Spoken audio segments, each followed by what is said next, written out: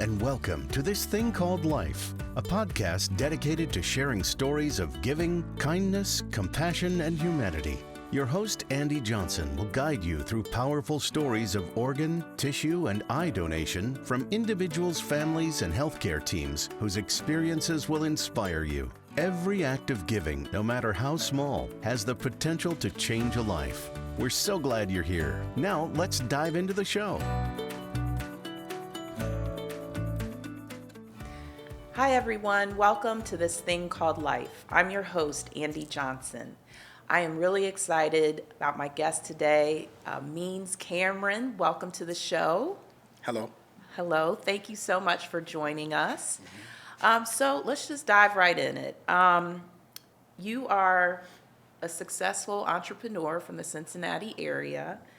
You have this amazing clothing line, Black owned. Can you talk about the vision behind Black owned? Well, the original vision, well, first and foremost, thank you for having me today. Appreciate you all considering us. The vision of Black owned started around early 2011, and really a culmination of my own personal life experiences growing up in the West End of Cincinnati and ending up at Miami University, which are two different ends of the spectrum. Very much so. But in the middle of that, I think is where I really realized that the world, specifically Cincinnati, needed something for the culture, something that spoke to our culture, to give us something to be proud about, to speak about our heritage, and for it not to just be in private rooms, but for us to be able to take it out into the world. And so the vision was that we could create a brand that would satisfy those, I guess, or address those gaps, or give us the opportunity to do those things. And I feel like it was really just spiritual. You know, it was like, it wasn't something that I thought about a long time. Like I said, it could have been just 6 months that this thing was brewing. And I wasn't sure exactly what that thing was, but Black owned came out of that experience, that spiritual experience around what can I do to be a part of pushing the culture forward and giving the community something to be proud about, but also to make money and to create wealth and have fun doing it. How did you land on the name Black owned? Again, I always wonder, like, what happened that Black owned just kind of popped in my head. But it was really, I was going through some things. I had graduated from Miami University in 2009, and that was the recession. Oh, yes. Yep. And because of the recession, there wasn't a lot of jobs at the time coming out of Miami University, a business school. And so I moved to New Orleans for a bit, and I spent 2 years there. And while I was in New Orleans, it was just, it was eye-opening. The culture in New Orleans, people were proud about who they were. They were proud about their heritage, their culture, and they weren't afraid to talk about it. And New Orleans made space for those people to talk about those things. And so I thought that it would be important, or it would be well received, that we can create something like that in Cincinnati. And so the idea of Black owned really came out of me wanting to have ownership of who I am and never losing that, which was a big part of my experience at Miami. Because I didn't come from those backgrounds, I often question, was I even valid enough to be at Miami? Did I belong there? Did I belong in this space? And that was a big challenge of mine, you know, because in high school I did really well in Cincinnati public schools.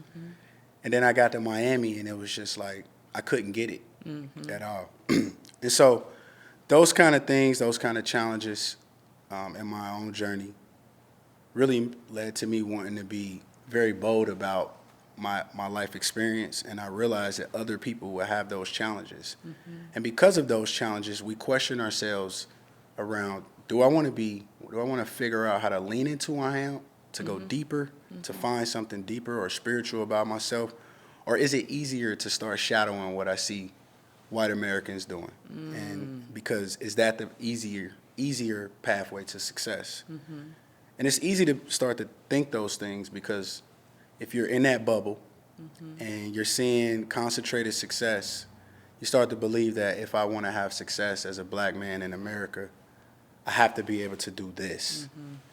And so that was a challenging period. But as I graduated from Miami and I started to think about what my life would be and how I would have impact, I knew I wanted that ownership piece back. I wanted to own who I was and never lose it again the way that I lost it at Miami. And so Black-owned wasn't just about a Black-owned business. It was about owning who we are as a people, our culture. And the name Black-owned just came to me. I was riding down Hamilton Avenue, and I was having these conversations with myself about where life was going. And it just popped in my head, and it was like, Black-owned. That's it. That's the name of my brand. So I called my business partner at the time, and I told him what the name was, and he got really excited.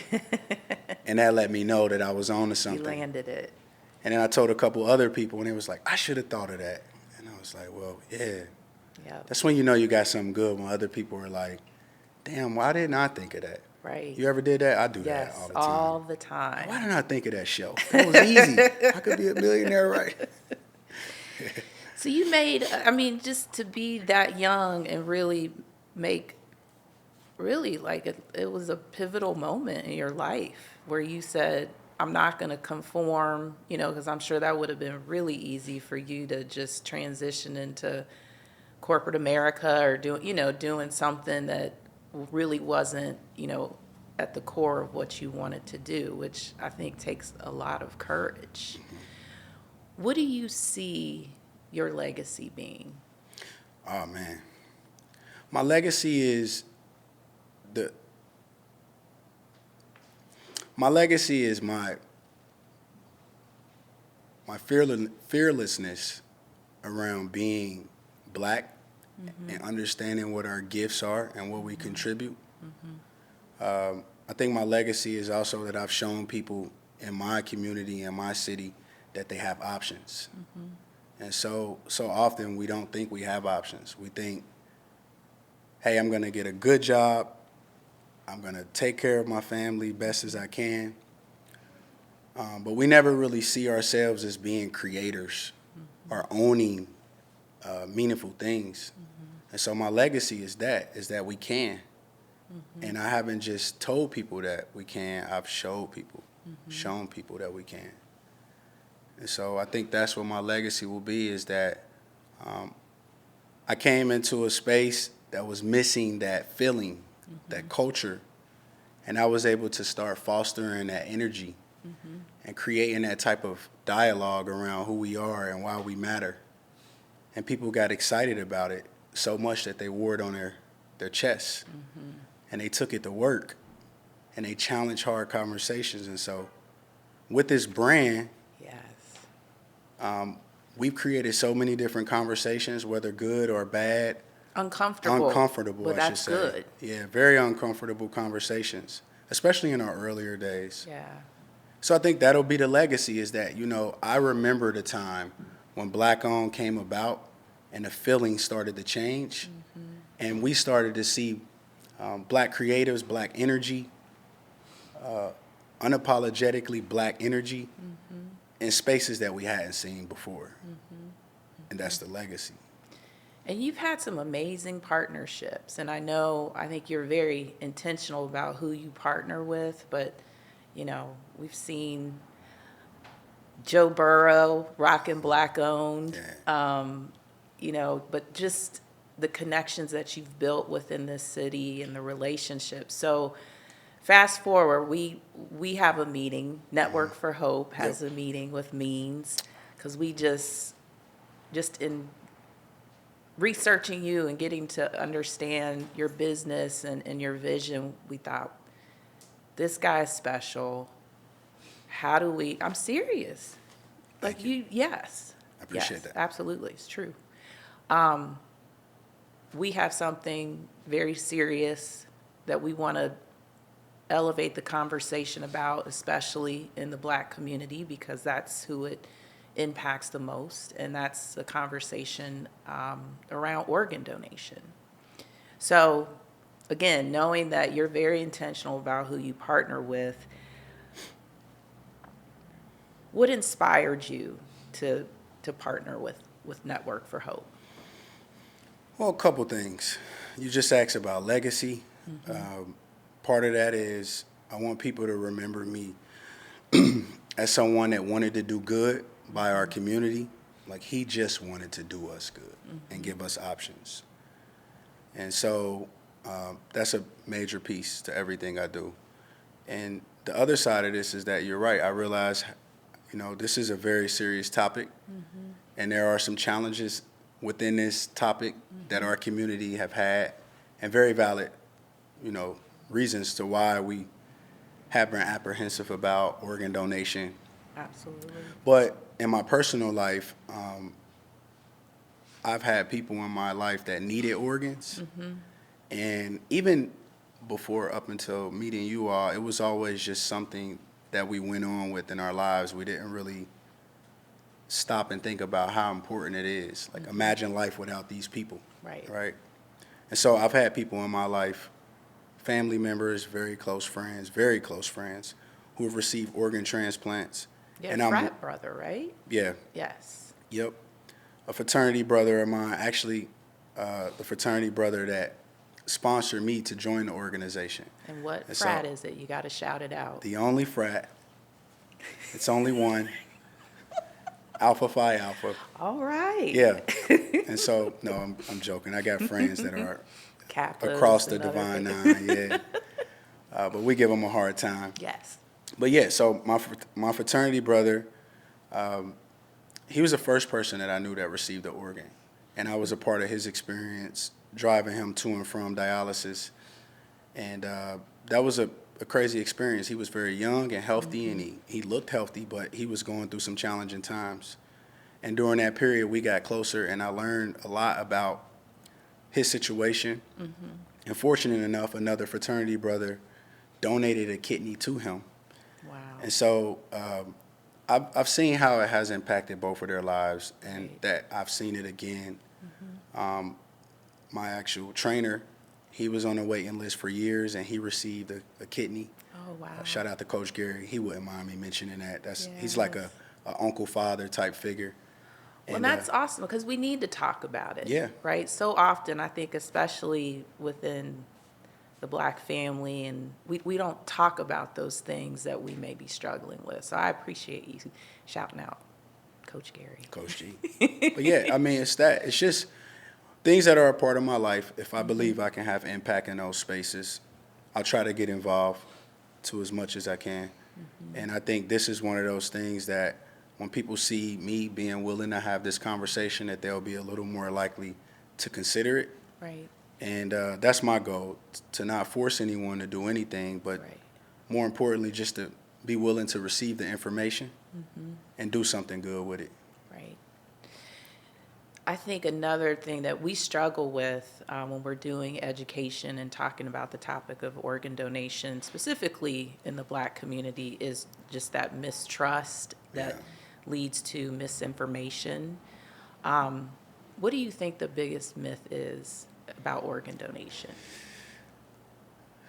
I think one of the most challenging things in our community is that we believe that if we become organ donors, that someone is going to take our organs if we ever are sick or on a doctor's bed and our life is on the line, that our life isn't going to be taken serious in that moment because there's someone else waiting for our organs.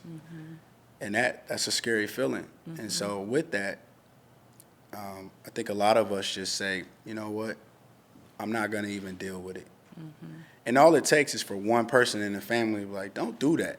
Right. You know those people going to take your organs. Right. And so once you hear that, you're like, Right. well, that's it for me. Cross that off the list. And I mean, I'm sure there's a lot of information out there about times that has happened. But the goal is to not let that stop us from making a difference in the community because it could save someone's life, like Coach Gary. And so there's a good side to this as well. It is, and I think this is a good place to clarify that. Anytime a medical professional is working on a patient, their only responsibility is to save that patient's life. And at no place during that process does anybody know if that patient was an organ donor or not, or is an organ donor or not. Because that's what I hear a lot as well, and it makes me sad because we're the ones most in need, right? Yet we shy away from learning more, getting the facts about what organ donation is and what it isn't. And so that's why I appreciate, just being able to have honest conversations like this. Now, of course, we know there's a history there with Black Americans in our medical system, and the just atrocities. I mean, just to be honest, that the experimentation and those types of things. But it's like, I just want to move that forward. I want to move that conversation forward so that more lives and more families can be impacted, because there's so many, young people. And when I say young, I'm 50, so I think that's young, but in their 50s, who are just dying too soon because of kidney failure. Being on dialysis for just like years and years and years, which that's not living. And so, again, that's why I appreciate you just taking the time to really be a hope ambassador and helping us elevate this conversation so we can really talk about what it is and answer questions and just help people understand how it will impact generations to come. Yeah, I love it. I learned something interesting while I was doing the other segment in the back, is that only 1% Yes. of organ donors are actually able to give their organs or the gift of life because of the way they die. Yep. So that's the other thing. Yep. It's very unique. So only 1% of the deaths that occur over a year's time, those are people who potentially could be organ donors because they have to have suffered a non-survivable brain injury of some sort, and that's such a rare occurrence. So that makes it even more unique. But then you look at the other side of that equation and those 100,000+ people who are waiting. That's why, like, when that opportunity does present itself, organizations like Network for Hope really try to work with the families, who've obviously this is the worst day of their lives and Absolutely. that they've lost someone in such a tragic way, but also helping them understand that their loved one has an opportunity to leave a legacy and help other people. And so it's really difficult work, but yeah. I think when I think about the transplant community, I don't know if that's the proper term. That's it. Really? You nailed it. When I think about the transplant community, I think about this entity that I can't put my finger on, and so I can't trust it. And so I guess what I see going forward with the work that you all are doing and potentially collaborating with you all, we can help, is that we like humanize this process, because you just mentioned, we all know what it's like to lose a loved one, someone that matters, someone that's there, present, sharing memories. And so when you lose that, even though it is the worst time in your life in that moment, you can almost understand how valuable it can be for someone else who is on the brink of that, Right. to get hope, to Right. get an organ, to extend their life. Right. And so I feel like that's the goal, is to kind of bring this in a little smaller, because right now it just feels like this big transplant community, and you hear about scary stuff online. Yep. And so we have to really bring it back to our community and say, here are the people in our community Right. that have either received the organ or that are waiting for an organ, and figure that out and make it just a little more local, Yeah. so that it doesn't feel so out Right. there and big and untrustworthy. Right. And so once you start to see faces you recognize You become a little more relaxed in the situation and more likely to. Humanizes it, right? Yep. Yeah. No, I like how you said that. It's kind of almost like this idea of transplantation. It's almost like just like this kind of nebulous black hole that's like, what is that? And so that's why I'm glad that we're able to, have these kind of honest conversations. What I like to tell people is the hospital that's treating the patient, that is a completely separate entity than Network for Hope. We're the organ procurement organization, so we facilitate if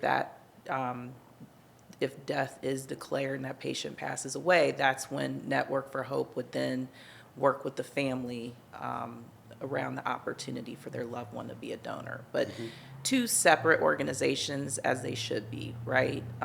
So I think, again, these are great conversations for us to be having, So if you're in your circle of influence, talking to your friends, and somebody's on the fence about saying yes when they go to get their license, when they're asked that question, what would you say to them?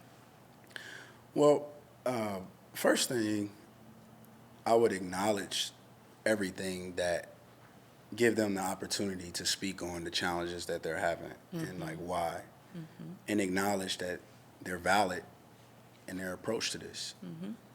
I guess the best thing I can do for anyone that is on the fence is just to share with them my own experiences.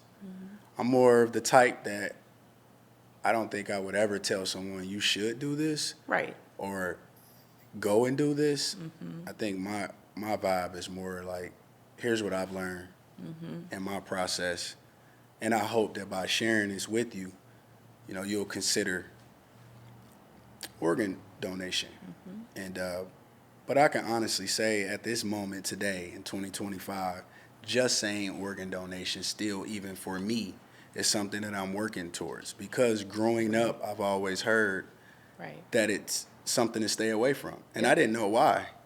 But again, we get our information from our loved ones, and that's what we believe in. And so I'm going to continue to educate myself and continue to become more comfortable. And I think through that process, I'll even become more comfortable in having these conversations with people in my community. And so I'm on the beginning of my journey. I think it's been almost a year since we've been talking and working together about this. And it took me some time to even come to this.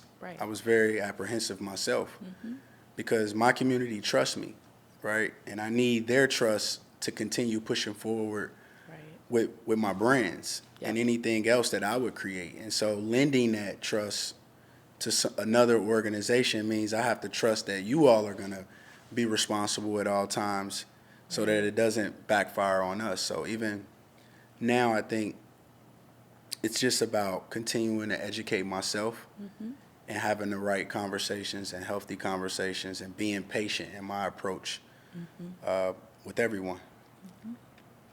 Well, I can say for me, I'm so appreciative that you've just created this space to even have the conversations and just them being real, right? Yes. And I like you've it's been a slow approach. It's just, I think the conversations have just, each time we connect and talk, we're learning something new, or we're able to share something. So I really appreciate that. And I think that will hopefully inspire others to want to have those kind of conversations as well. So I've always appreciated your approach. And so I appreciate that very much. Thank you. So I have a couple other questions. Let's get it. These are fun questions, though. All right. You can let my shoulders down, right? Yeah. All right. So you're a music guy, right? So what's one of your favorite old school R&B or rap songs? That's tough right on the spot because I'm a music guy. I like a lot of music, all types of music. But one of my favorite old school songs, I guess I would have to say, for the most part, anything Frankie Beverly and Maze. Okay. Just for the fact that I can still remember being a kid and my mom playing those songs in the house, cleaning up, yelling at us, cooking. Yep. And so I would say, yeah, that part. But then there's so much good music out there over time. But as an old school music, I would say that's a good one. Yeah. Frankie, yeah. So similarly, when my parents would be getting ready to go out on a Saturday night, it was always Brothers Johnson, Strawberry Letter 22. Do you remember that song? I don't know that song. So you're gonna have to listen to it. Brother Johnson, Strawberry 22? Yeah, Strawberry All right. Letter 22. Okay. Yeah, it's pretty dope. Okay. Just saying. From that era. Okay, so I also have another question. What's that one? So, do you know of any famous R&B singers or rappers that have a connection to organ donation? And I can give you some hints if you need it. I've heard this. I don't. Let's say I don't. Okay, so one rapper, he had a song about basketball. Basketball is my favorite sport. I like how they dribble up and down the court. It's Curtis Blow? Yes. Ah, wow. He's a heart recipient. Curtis Blow received a Yes, heart. Yes. Wow. Yep. Okay. Yep. Okay, I'm gonna give you one more. That's a good one. I know a lot of people don't know that. Yeah. Okay, so there's another R&B crooner from the '90s. Okay. I need a hint. He had songs like "Night and Day," "I Don't Want to," going. "Off on Your Own Girl." Nobody's out there gonna give me a. I can tell you how I feel about you night and day. Oh yeah, I know this song. Wait, I can. Okay, I'm gonna tell. I don't know I thought we were who made it, similar but in I do. age. Well, I'm 49 and you're Oh, 50. yeah. So Yeah. I'm really surprised now. I'll be sure. Oh, well that. Okay, well to be honest, I'll be sure is a little before my era. I'm not really 49. I mean, you're either 49 or you're not. I'm not. Okay. I'm not 49. That was a joke. Oh. That was a joke. You said you were 50. I was am just, 50. and I was just kind of, You're just trying to trying relate make me feel and better. say that I'm kind of close, but But you're not. Okay. I'm not. All right. So I'll be sure is a liver recipient. Yeah, didn't know that one. Yeah. Yeah. So. But I'll be sure he's been in the news a lot lately, I think, right? Yeah, Yeah. maybe not for some great things. Well, just who- his yeah. connections with. But yeah, so I'll be sure. Yep. Curtis Blow. Scarface. Okay, now you get into my. Come on, Yep. keep coming. Kidney recipient. Getting closer to my era. Yeah.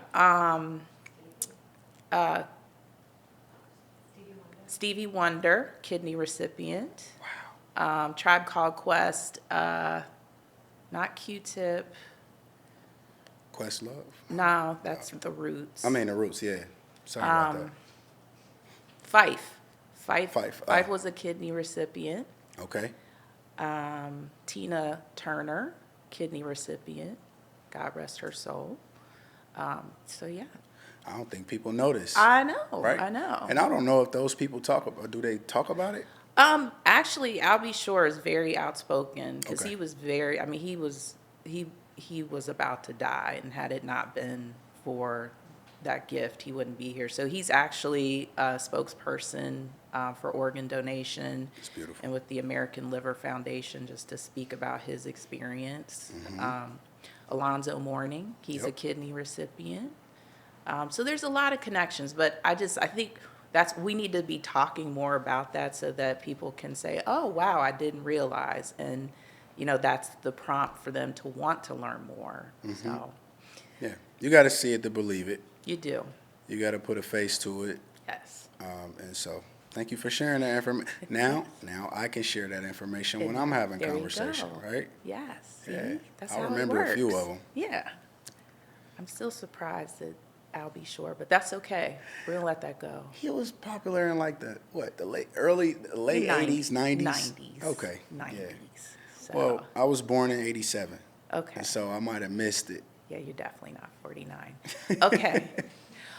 All right. I want to thank you. This was really good. I really appreciate you. And I appreciate you, and I just appreciate the mark and the legacy that you're leaving in our city and what you're doing. And I think you are just, you're blazing the trail for other young Black entrepreneurs to come behind you and do big things. So thank you for everything that you've done.